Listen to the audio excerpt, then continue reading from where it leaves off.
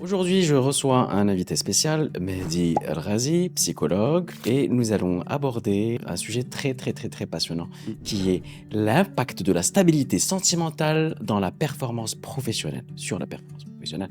Mmh. Et donc, on sait très bien qu'on est des êtres humains, on est composé d'un cerveau, d'un corps, d'un cœur, mais là, on parle un petit peu des affaires du cœur et leur impact dans le domaine du travail. Ouais. Je voulais d'abord avoir ton avis général avant de commencer à te poser quelques questions. Concernant le sujet, je me rappelle quand on a préparé en off, ça a matché direct, ça a cliqué. Quand tu m'as dit ce sujet, je t'ai dit là, il y a des trucs à dire. Il y a énormément de trucs à dire. Tu as fait une très bonne introduction dans le sens où tu as appuyé sur le fait qu'on est des êtres humains. On est un corps, un cœur, un corps physique et un corps émotionnel, comme je l'appelle, et que les deux, ils vivent en collaboration. Et que Wahed, il dépend de ce qui se passe, l'environnement, Wahed, il dépend de ce qui se passe à l'intérieur de toi-même, donc même pas de l'environnement. Et le khidma, c'est un endroit dans lequel on passe la majorité de notre temps. Donc si on se retrouve au boulot avec des problèmes qu'on a dit dar ou là, en vivant des problèmes dar, avec des amis, avec des amours, ben forcément il y a des interférences. Et c'est intéressant de savoir, bien sûr, des amours. Des amours. Ben, j'aime ma mère, j'aime ma femme, j'aime mon père. Tu vois, Exactement. ça reste des Exactement. amours. Ça fonctionne de la même manière. Donc oui, il y a des interférences et c'est important de savoir quelles peuvent être les interférences, comment on peut agir dessus ou pas, comment on peut les décoder surtout, parce qu'on va pas rendre les gens qui nous regardent des psychologues, on va pas les transformer en psychologues ou en professionnels de la santé mentale, mais on peut leur donner des outils pour au moins décoder et déceler ce qui est bien, ce qui est pas bien, quand est-ce qu'il faut se poser des questions, s'orienter vers quelqu'un de professionnel. Donc ouais, هذا هو mon avis général et global sur le sujet.